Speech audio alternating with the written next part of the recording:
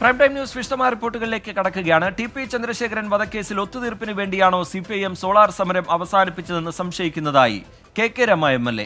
Case അന്വേഷണം ഉന്നതരിലേക്ക് എത്തിയില്ല. ധാരണയുണ്ടാക്കിയവർ അക്കാര്യം വ്യക്തമാക്കണമെന്നും കെ രമ 24നോട് പറഞ്ഞു. ടി പി കേസിൽ ഒത്തുതീർപ്പുണ്ടായിട്ടില്ല എന്ന് മുൻ ആഭ്യന്തരമന്ത്രി തിരുവഞ്ചൂർ രാധാകൃഷ്ണൻ ആവർത്തിച്ചു. സോളാർ സമരം അവസാനിപ്പിക്കുന്നതിന് താൻ ഒരു ചർച്ചയും നടത്തിയിട്ടില്ല എന്ന് NK പ്രേമചന്ദ്രൻ MPയും വിശദീകരിച്ചു. CPIM മുൻകൈയെടുത്ത് സോളാർ സമരം ഒത്തുതീർപ്പാക്കിയെന്ന മാധ്യമപ്രവർത്തകൻ ജോൺ മുണ്ടക്കയത്തിന്റെ വെളിപ്പെടുത്തലിനോടാണ് കെ രമയുടെ പ്രതികരണം. ടി പി കേസിനെക്കുറിച്ച് ജോൺ മുണ്ടക്കയത്തിന്റെ ലേഖനത്തിൽ പരാമർശിക്കുന്നില്ല.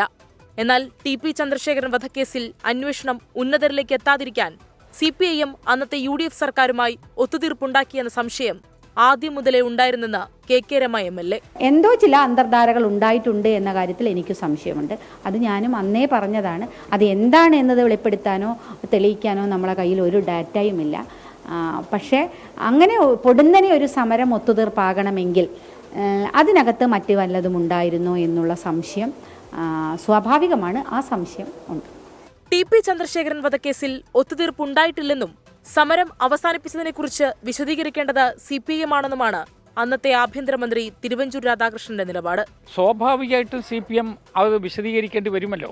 ടി പി ചന്ദ്രശേഖരൻ കേസിൻ്റെ ഒരു ഹിസ്റ്ററി നിങ്ങളുടെ അടുത്ത് നോക്കിയാൽ മതി. അതിൻ്റെ മുഴുവനുള്ള ക്രോണോളജിക്കൽ ഓർഡറിൽ നോക്കിയാൽ മതി. ടി പി ചന്ദ്രശേഖരൻ കേസിൻ്റെ എല്ലാ ഘട്ടങ്ങളും കൃത്യമായി ഞങ്ങൾ കൊണ്ടുപോകുന്നു. ജോൺ മുണ്ടക്കയം പറയും പോലെ താൻ ഒത്തുതീർപ്പ് ചർച്ചയുടെ ഭാഗമായിട്ടില്ലെന്ന് വിശദീകരിച്ച് NK പ്രേമചന്ദ്രനും ഇന്ന് രംഗത്തെത്തി. സമരം അവസാനിപ്പിച്ചത് ധാരണാപ്രകാരമല്ലെന്ന് അന്ന് LDF-നൊപ്പമായിരുന്ന NK പ്രേമചന്ദ്രൻ. അത് പൂർണ്ണമായും അടിസ്ഥാനരഹിതമാണ്. ഇടതു ജനാധിപത്യ മുന്നണിയുടെ യോഗം അങ്ങനെ എന്നെ ചുമതലപ്പെടുത്തുകയോ ഏതെങ്കിലും തരത്തിലുള്ള UDF നേതൃത്വവുമായി പ്രത്യക്ഷമായോ പരോക്ഷമായോ ഒരിടപെടൽ നടത്തുകയോ ഞാൻ ചെയ്തിട്ടില്ല.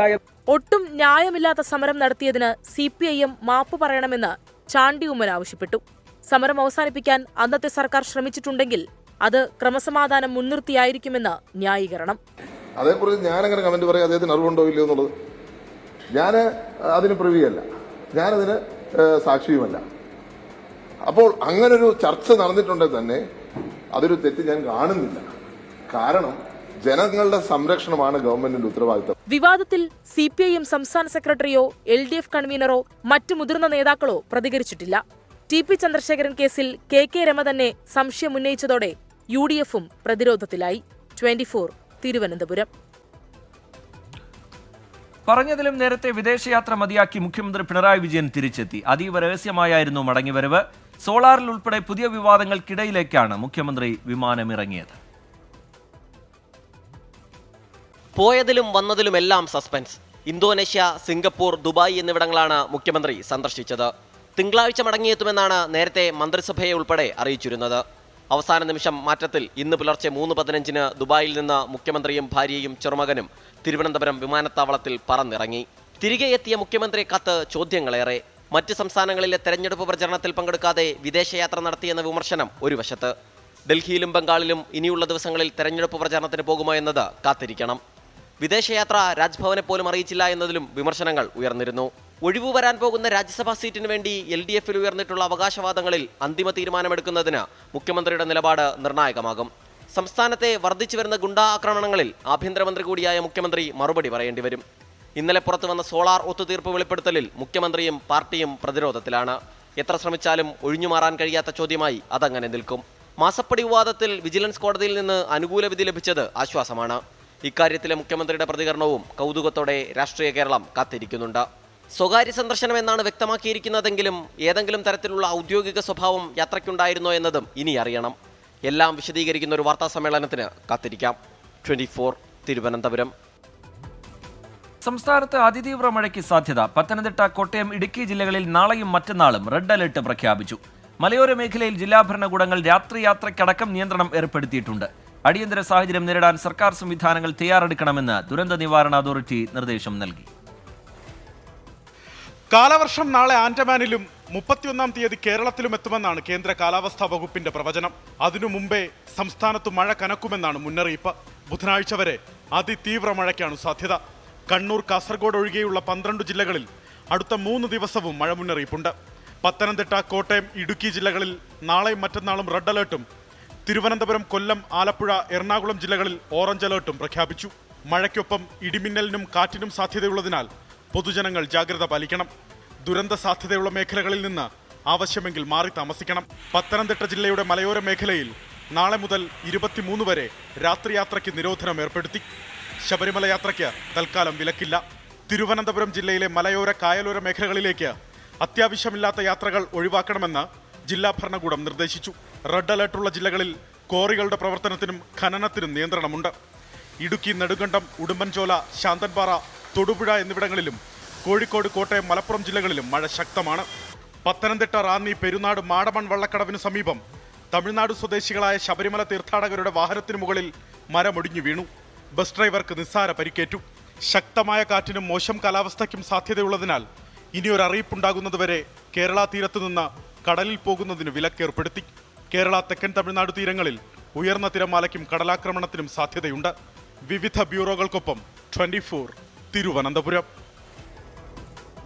തമിഴ്നാട്ടിൽ അടുത്ത 2 ദിവസം ശക്തമായ മഴയ്ക്ക് സാധ്യതയെന്ന് കാലാവസ്ഥാ നിരീക്ഷണ കേന്ദ്രം. 4 ജില്ലകളിൽ റെഡ് അലർട്ട് പ്രഖ്യാപിച്ചു.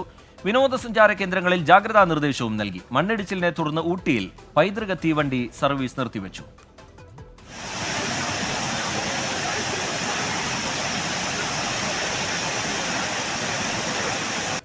നാളെ തേനി, തെങ്കാശി, തിരുനെൽവേലി ജില്ലകളിലും 20-ന് തെങ്കാശി, തേനി, കന്യാകുമാരി, തിരുനെൽവേലി ജില്ലകളിലുമാണ് റെഡ് അലേർട്ട് പ്രഖ്യാപിച്ചിട്ടുള്ളത്. അടിയന്തര സാഹചര്യങ്ങൾ നേരിടാൻ എല്ലാവിധ സജ്ജീകരണങ്ങളും ഒരുക്കിയിട്ടുണ്ടെന്ന് ജില്ലാ ഭരണകൂടങ്ങൾ അറിയിച്ചു. ദുരിതാശ്വാസ ക്യാമ്പുകൾ ഉൾപ്പെടെയുള്ളവ ക്രമീകരിച്ചിട്ടുണ്ട്. 19-ന് 6 ജില്ലകളിൽ ഓറഞ്ച് അലേർട്ടും 5 ജില്ലകളിൽ യെല്ലോ അലേർട്ടുമുണ്ട്. 20-ന് വിരുദ്നഗർ ജില്ലയിൽ ഓറഞ്ച് അലേർട്ടും 13 ജില്ലകളിൽ യെല്ലോ അലേർട്ടും പ്രഖ്യാപിച്ചു. പശ്ചിമഘട്ട മലനിരകളോട് ചേർന്നിട്ടുള്ള ജില്ലകളിലാണ് കാര്യമായ മഴ മുന്നറിയിപ്പ് നൽകിയിട്ടുള്ളത്. തെങ്കാശി, പഴയ കുറ്റാലത്തുണ്ടായ മലവെള്ളപ്പാച്ചിലിന്റെ സാഹചര്യത്തിൽ വിനോദസഞ്ചാര കേന്ദ്രങ്ങളിൽ ജാഗ്രതാ മുന്നറിയിപ്പ് നൽകിയിട്ടുണ്ട്. ഊട്ടി, തെങ്കാശി, ഹൊഗനയ്ക്കൽ, കൊടൈക്കനാൽ എന്നിവിടങ്ങളിലാണ് ജാഗ്രതാ നിർദ്ദേശം. 2 ദിവസത്തേക്ക് പരമാവധി യാത്രകൾ ഒഴിവാക്കണമെന്നും മുന്നറിയിപ്പിലുണ്ട്. മണ്ണിടിച്ചിലിനെ തുടർന്ന് ഊട്ടിയിലെ പൈതൃക തീവണ്ടി സർവീസ് നിർത്തിവെച്ചു. അപകടമുണ്ടായ സാഹചര്യത്തിൽ പഴയ കുറ്റാലത്തേക്ക് പ്രവേശനവും നിരോധിച്ചിട്ടുണ്ട്. 24 ചെന്നൈ. ആം ആദ്മി പാർട്ടിയുടെ രാജ്യസഭാംഗം സ്വാതി മലിവാളിനെ മർദ്ദിച്ചെന്ന പരാതിയിൽ ഡൽഹി മുഖ്യമന്ത്രി അരവിന്ദ് കെജ്രിവാളിന്റെ PA ബിബവ് കുമാർ അറസ്റ്റിൽ. കെജ്രിവാളിന്റെ ഔദ്യോഗിക വസതിയിൽ നിന്നാണ് ഡൽഹി പോലീസ് അറസ്റ്റ് ചെയ്തത്. സ്വാതി മലിവാളിന്റെ ശരീരത്തിൽ പരിക്കുകളുണ്ട് എന്നാണ് മെഡിക്കൽ റിപ്പോർട്ട്. ആരെയും അറസ്റ്റ് ചെയ്യാമെന്ന സ്ഥിതിയാണെന്ന് അരവിന്ദ് കെജ്രിവാൾ പ്രതികരിച്ചു. ഇന്ന് ഉച്ചയോടെയാണ് കേജ്രിവാളിന്റെ വസതിയിൽ നിന്ന് അപ്രതീക്ഷിതമായി ഡൽഹി പോലീസ് ബിബവ് കുമാറിനെ കസ്റ്റഡിയിലെടുത്തത്. മുൻകൂട്ടി അറിയിക്കാതെയാണ് പോലീസ് നടപടിയെന്ന് ബിബവിന്റെ അഭിഭാഷകൻ പ്രതികരിച്ചു. സ്വാതി മലിവാളിന്റെ പരാതിയിലെ അന്വേഷണത്തിൽ സഹകരിക്കാൻ തയ്യാറാണെന്നും തന്റെ പരാതി കൂടി പരിഗണിക്കണം എന്നും ആവശ്യപ്പെട്ടുള്ള ബിബവിന്റെ ഇമെയിൽ സന്ദേശവും പുറത്തു വന്നിട്ടുണ്ട്. വൈകിട്ട് 4:15ഓടെയാണ് ബിബവിന്റെ അറസ്റ്റ് രേഖപ്പെടുത്തിയതായി പബ്ലിക് പ്രോസിക്യൂട്ടർ കോടതിയെ അറിയിച്ചത്. ആം ആദ്മി പാർട്ടി നേതാക്കളെ ജയിലിലടയ്ക്കാൻ ശ്രമമെന്ന് അരവിന്ദ് കെജ്രിവാൾ ആരോപിച്ചു. നാളെ BJP ആസ്ഥാനത്ത് പ്രതിഷേധം സംഘടിപ്പിക്കും. कल मैं 12 बजे अपने सभी बड़े नेताओं के साथ, MLAs, MPs सबके साथ 12 बजे BJP हेडक्वार्टर आ रहा हूँ. जिसको आप जेल में डालना चाहते हो आप जेल में डाल लो, एक साथ जेल में डाल दो. आपको लगता है कि आप आम आदमी पार्टी के नेताओं को जेल में डाल के आम आदमी पार्टी को क्रश कर दोगे? സ്വാതി മലിവാളിന്റെ വലത് കണ്ണിന് താഴെയും ഇടത് കാലിനും ചതവ് ഏറ്റിട്ടുണ്ടെന്ന് മെഡിക്കൽ റിപ്പോർട്ടിൽ പറയുന്നു. എന്നാൽ സ്വാതിയുടെ പരാതിയിൽ ആരോപിക്കുമ്പോഴുള്ള പരിക്കുകൾ മെഡിക്കൽ റിപ്പോർട്ടിൽ പരാമർശിക്കുന്നില്ല. വിവാദത്തെ രാഷ്ട്രീയമായി പ്രതിരോധിക്കുകയാണ് ആം ആദ്മി. സ്വാതിയെ ഡൽഹി പോലീസിലെ വനിതാ ഉദ്യോഗസ്ഥർ വസതിയിൽ നിന്നും പുറത്തേക്ക് കൂട്ടിക്കൊണ്ടുവരുന്ന ദൃശ്യങ്ങൾ സമൂഹ മാധ്യമങ്ങളിലൂടെ പാർട്ടി പങ്കുവച്ചു. പരാതിയിലെ ആരോപണങ്ങൾ കളവാണെന്ന് ദൃശ്യങ്ങൾ തെളിയിക്കുന്നുവെന്ന് നേതാക്കൾ പ്രതികരിച്ചു. 24 ഡൽഹി. കണ്ണൂരിൽ ബോംബ് നിർമ്മാണത്തിനിടെ സ്ഫോടനത്തിൽ കൊല്ലപ്പെട്ടവർക്ക് രക്തസാക്ഷി സ്മാരകം നിർമ്മിച്ച് CPIM. പാനൂർ ഈസ്റ്റ് ചെറ്റക്കണ്ടിയിലെ ഷൈജു, സുബീഷ് എന്നിവർക്കായാണ് രക്തസാക്ഷി സ്മാരകം. ഈ മാസം 22-ന് CPIM സംസ്ഥാന സെക്രട്ടറി MV ഗോവിന്ദൻ ഉദ്ഘാടനം ചെയ്യും. വിമർശനവുമായി കോൺഗ്രസ് നേതാക്കൾ രംഗത്തെത്തി. 2015 ജൂൺ 6-നാണ് പാനൂർ ഈസ്റ്റ് ചെറ്റക്കണ്ടിയിലെ കാക്രോട്ട് ആളൊഴിഞ്ഞ പറമ്പിൽ ബോംബ് നിർമ്മാണത്തിനിടെ സ്ഫോടനമുണ്ടായത്. CPIM പ്രവർത്തകരായിരുന്ന ഷൈജു, സുബീഷ് എന്നിവർ സ്ഫോടനത്തിൽ കൊല്ലപ്പെട്ടു. സ്ഫോടനത്തിൽ പാർട്ടിക്ക് പങ്കില്ലെന്നായിരുന്നു അന്നത്തെ CPIM സംസ്ഥാന സെക്രട്ടറി കോടിയേരി ബാലകൃഷ്ണന്റെ വിശദീകരണം. സംസ്ഥാന സെക്രട്ടറി തള്ളിപ്പറഞ്ഞെങ്കിലും CPIM കണ്ണൂർ ജില്ലാ നേതൃത്വം കൈവിട്ടില്ല. പരിയാരം മെഡിക്കൽ കോളേജിൽ പോസ്റ്റ്മോർട്ടത്തിന് ശേഷം ഇരുവരുടെയും മൃതദേഹങ്ങൾ ഏറ്റുവാങ്ങിയത് അന്നത്തെ കണ്ണൂർ ജില്ലാ സെക്രട്ടറി പി ജയരാജൻ. സംസ്കരിച്ചത് പാർട്ടി വക ഭൂമിയിൽ. 2016 മുതൽ ഷൈജു സുബീഷ് രക്തസാക്ഷി ദിനാചരണത്തിനും തുടക്കമിട്ടു. RSS ആക്രമണങ്ങളെ പ്രതിരോധിക്കുന്നതിനിടെ രക്തസാക്ഷിത്വമെന്ന് ഔദ്യോഗിക വിശദീകരണം. ഇക്കാര്യത്തെക്കുറിച്ചുള്ള ചോദ്യങ്ങളിൽ നിന്ന് ഒഴിഞ്ഞുമാറി CPIM സംസ്ഥാന സെക്രട്ടറി MV ഗോവിന്ദൻ.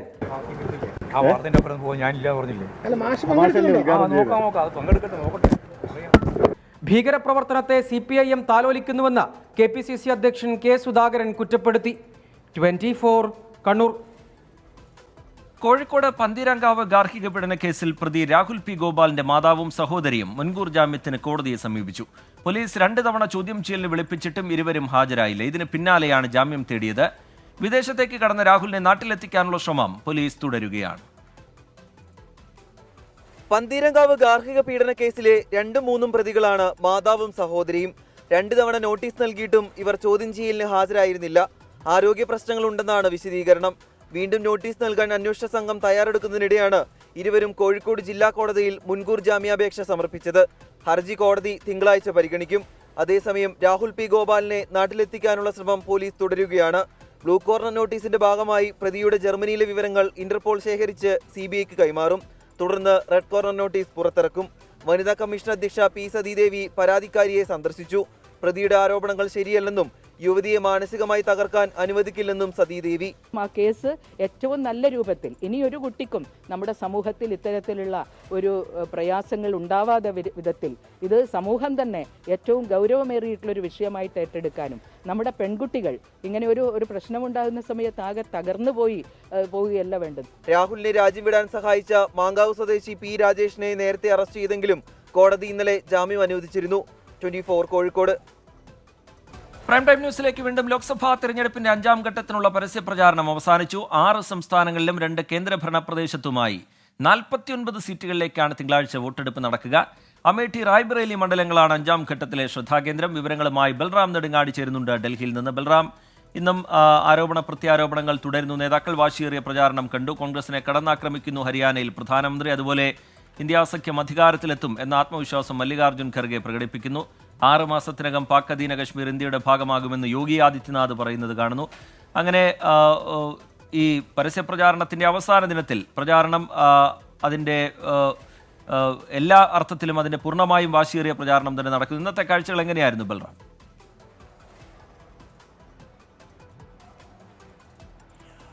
റിജിത്ത്, 5ാം ഘട്ട വോട്ടെടുപ്പിനുള്ള പരസ്യ പ്രചാരണം ഇപ്പോൾ അവസാനിച്ചിരിക്കുകയാണ്. എന്നാൽ ഇന്ന് പ്രധാന നേതാക്കൾ പ്രധാനമന്ത്രി നരേന്ദ്രമോദിയും രാഹുൽ ഗാന്ധിയും ഇന്ന് 6ാം ഘട്ടത്തിൽ വോട്ടെടുപ്പ് നടക്കുന്ന മണ്ഡലങ്ങൾ കേന്ദ്രീകരിച്ചാണ് പ്രചരണം നിശ്ചയിച്ചിരിക്കുന്നത്. പ്രധാനമന്ത്രിയുടേതായി ഇന്ന് 2 റാലികളാണ് ഇതുവരെ നടന്നത്. 2ഉം ഹരിയാനയിലായിരുന്നു. ഹരിയാനയിൽ അദ്ദേഹം യുവാക്കളെയും ഒപ്പം തന്നെ സ്ത്രീജനങ്ങളെയും ഒപ്പം തന്നെ കർഷകരെയും അഭിസംബോധന ചെയ്തുകൊണ്ടാണ് അദ്ദേഹം കൂടുതൽ പദ്ധതികൾ തൻ്റെ വരും വർഷങ്ങളിൽ തൻ്റെ പദ്ധതികൾക്കൊപ്പം തന്നെ കഴിഞ്ഞ 10 വർഷത്തെ പ്രവർത്തനങ്ങളും വിവരിച്ചത്. ഒപ്പം തന്നെ സൈനികരുടെയും അതിർത്തിയിലെ വിഷയങ്ങളും പ്രധാനമന്ത്രി വിഷയമാക്കി. പ്രതിപക്ഷത്തിനെതിരെ കടന്നാക്രമിച്ചുകൊണ്ട് തന്നെയാണ് അദ്ദേഹത്തിൻ്റെ ഇന്നത്തെയും പ്രസംഗമുണ്ടായത്. ഇന്ത്യ സഖ്യം അധികാരത്തിൽ വന്നാൽ ഓരോ വർഷവും ഓരോ പ്രധാനമന്ത്രിയായിരിക്കുമെന്നും അത് രാജ്യത്തിന് വികസനത്തിന് ദോഷം തട്ടും എന്നുമാണ് പ്രധാനമന്ത്രി പറഞ്ഞത്. ഇന്ത്യ സഖ്യം അധികാരത്തിലെത്തിയാൽ പ്രധാനമന്ത്രി പദം ജിലേബി പോലെയാകും എന്നായിരുന്നു അദ്ദേഹത്തിന്റെ പരിഹാസം. ഈ തെരഞ്ഞെടുപ്പ് സത്യവും അസത്യവും തമ്മിലുള്ള പോരാട്ടമാണ് എന്ന് പ്രധാനമന്ത്രി പറഞ്ഞു. ഒപ്പം തന്നെ വോട്ട് ജിഹാദ് എന്ന പദം അദ്ദേഹം ഇന്നും ആവർത്തിച്ചു. കഴിഞ്ഞ 2 ദിവസമായി ഉത്തർപ്രദേശിലെ പ്രചാരണത്തിൽ അദ്ദേഹം ഇന്ത്യ സഖ്യം വോട്ട് ജിഹാദികൾക്ക് വേണ്ടി നിങ്ങളുടെ സ്വത്തുക്കൾ പിടിച്ചെടുത്ത് വിതരണം ചെയ്യുമെന്നതടക്കമുള്ള പരാമർശങ്ങൾ തുടർച്ചയായി അദ്ദേഹം നടത്തുന്നുണ്ട്. ഒപ്പം തന്നെ കർഷകരെ തൃപ്തരാക്കാൻ കഴിഞ്ഞ 10 വർഷം കർഷകർക്ക് വേണ്ടി നടപ്പാക്കിയ പദ്ധതികളും പ്രധാനമന്ത്രി വിവരിച്ചു. കോൺഗ്രസ് അധികാരത്തിലുള്ളപ്പോൾ ഹരിയാനയിലെ വീരമാതാക്കൾക്ക് ഉറങ്ങാൻ പോലും കഴിയുമായിരുന്നില്ല എന്നും ഏത് സമയം വേണമെങ്കിലും സൈനികരുടെ ദേഹത്തേക്ക് തല പിളർക്കാൻ കഴിയുന്ന കല്ലുകൾ വന്ന് വീഴുമായിരുന്നു എന്നും അതിർത്തി എപ്പോഴും അശാന്തമായിരുന്നുവെന്നും എന്നാൽ തന്റെ 10 വർഷത്തിൽ അതിർത്തിയിലെ പ്രശ്നങ്ങളും വെടിവെപ്പും അവസാനിച്ചു എന്നും പ്രധാനമന്ത്രി പറഞ്ഞു. ഇന്ന് വൈകിട്ട് 6:30 രാഹുൽ ഗാന്ധിയും 7:30 പ്രധാനമന്ത്രി നരേന്ദ്രമോദിയും ഡൽഹിയിൽ പ്രചാരണ റാലികൾ പ്രഖ്യാപിച്ചിട്ടുണ്ട്. റിജിത്ത്. ബൽറാം നെടുങ്ങാടി ഡൽഹിയിൽ നിന്ന് വിവരങ്ങൾ നൽകുകയായിരുന്നു. പൊതുവിദ്യാഭ്യാസ മന്ത്രി വി ശിവൻകുട്ടി വിളിച്ച യോഗത്തിൽ മലബാറിലെ +1 സീറ്റിനെ ചൊല്ലി പ്രതിഷേധം. MSF സംസ്ഥാന സെക്രട്ടറി നൌഫലാണ് പ്രതിഷേധിച്ചത്. പ്രതിഷേധം രാഷ്ട്രീയ മുതലെടുപ്പിന്റെ ഭാഗമാണെന്നും സമരക്കാർക്ക് മുന്നിൽ സർക്കാർ മുട്ടുമടക്കില്ല എന്നും മന്ത്രി വി ശിവൻകുട്ടി പറഞ്ഞു. സീറ്റ് വർധന ആവശ്യപ്പെട്ട് പ്രത്യക്ഷ സമരം സംഘടിപ്പിക്കാനാണ് മുസ്ലിം ലീഗിന്റെ തീരുമാനം. സ്കൂൾ തുറക്കുന്നതുമായി ബന്ധപ്പെട്ടാണ് വിദ്യാഭ്യാസ മന്ത്രി വി ശിവൻകുട്ടി യോഗം വിളിച്ചത്. തൊഴിലാളി, യുവജന, വിദ്യാർത്ഥി, മഹിളാ പ്രസ്ഥാന പ്രതിനിധികളാണ് യോഗത്തിൽ പങ്കെടുത്തത്. യോഗം തുടങ്ങിയ ഉടനെ മലബാറിലെ +1 സീറ്റ് വിഷയത്തിൽ പ്രതിഷേധവുമായി MSF സംസ്ഥാന സെക്രട്ടറി നൌഫൽ എഴുന്നേറ്റു. യോഗം തുടങ്ങിയതും കയ്യിൽ കരുതി ടീഷർട്ട് ഉയർത്തിയാണ് പ്രതിഷേധിച്ചത്. 45,530 സീറ്റ് മലബാറിന്റെ അവകാശമാണ്. മലബാർ കേരളത്തിലാണ് എന്ന് ടീഷർട്ടിൽ എഴുതിയിരുന്നു.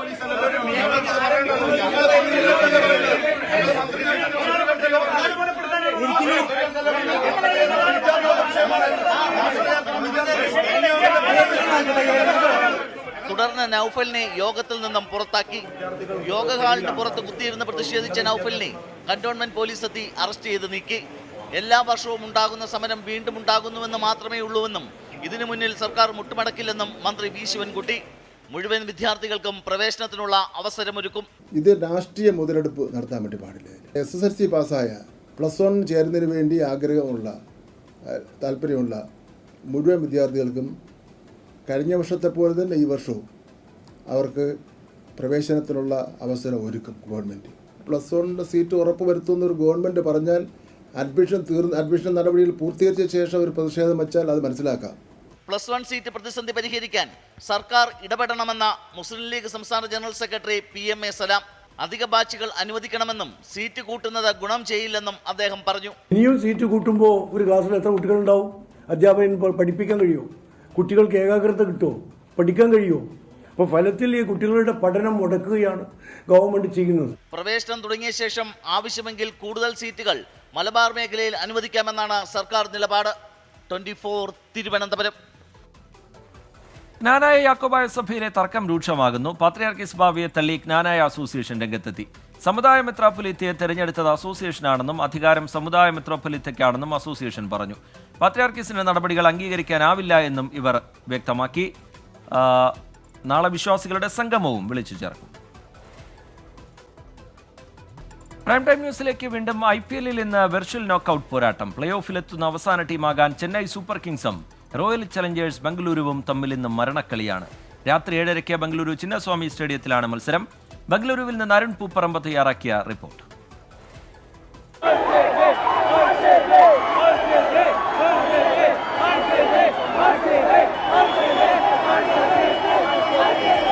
പ്ലേ ഓഫിലേക്ക് കടക്കുന്ന 4ാമത്തെ ടീം എന്നറിയുന്നതിന് വേണ്ടിയുള്ള ആവേശപ്പോര് അല്പസമയത്തിനകം ബംഗളൂരുവിലെ ചിന്നസ്വാമി സ്റ്റേഡിയത്തിൽ ആരംഭിക്കും. ചെന്നൈ സൂപ്പർ കിങ്സും റോയൽ ചലഞ്ചേഴ്സ് ബാംഗ്ലൂരും നേർക്കുനേരെത്തുന്ന പോരാട്ടം. ഏറ്റവും കൂടുതൽ ആരാധകരുള്ള 2 ടീമുകൾ നേർക്കുനേരെത്തുന്നു എന്ന പ്രത്യേകതയുണ്ട്. ഏറ്റവും നിർണായകമായിട്ടുള്ള മത്സരം. അതിന്റെ ആവേശം നമുക്ക് ബംഗളൂരുവിൽ എവിടെയും കാണാം. ബംഗളൂരു നഗരത്തിൽ നേരത്തെ തന്നെ ഇരു ടീമുകളുടെയും ആരാധകർ തമ്പടിച്ചിരുന്നു. അതിന്റെ ആവേശ കാഴ്ചകളാണ് ബംഗളൂരുവിൽ എവിടെയും കാണാൻ സാധിക്കുന്നത്. ചെന്നൈയുടെയും അതോടൊപ്പം തന്നെ ബംഗളൂരുവിന്റെയും ആരാധകർ നേരത്തെ തന്നെ ഈ സ്റ്റേഡിയത്തിന് പുറത്ത് തമ്പടിച്ചിരുന്നു.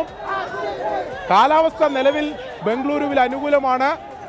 മഴക്കുള്ള മുന്നറിയിപ്പ് ഉണ്ടായിരുന്നുവെങ്കിലും ഓറഞ്ച് അലർട്ട് ഉൾപ്പെടെ പ്രഖ്യാപിച്ചിരുന്നെങ്കിലും നിലവിൽ കാലാവസ്ഥ അനുകൂലമാണ്. IPL ചരിത്രത്തിലെ തന്നെ ഏറ്റവും വലിയ ആവേശപ്പോര് ബംഗളൂരു ചിന്നസ്വാമി സ്റ്റേഡിയം സാക്ഷ്യം വഹിക്കും എന്ന കാര്യത്തിൽ സംശയമില്ല.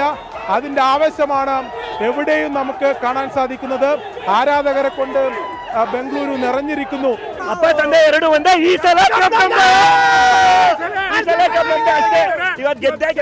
ഒരു സംശയമില്ല, പതനം ബാംഗ്ലൂർ അവസാനിപ്പിക്കും. വലിയ ആവേശമാണ്. ചെന്നൈയെ സംബന്ധിച്ചിടത്തോളം ഈ മത്സരത്തിൽ വിജയിച്ചാൽ അവർ പ്ലേ ഓഫിലേക്ക് കടക്കും. മഴ തടസ്സപ്പെടുത്തിയാലും ചെന്നൈ പ്ലേ ഓഫിലേക്ക് കടക്കും.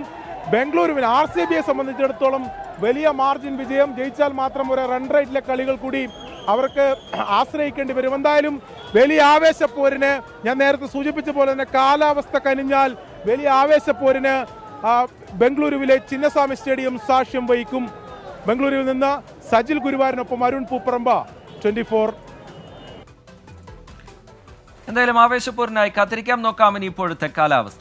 ഇപ്പോഴത്തെ കാലാവസ്ഥ സമർപ്പിക്കുന്നത് Berger paints 100 years of trust.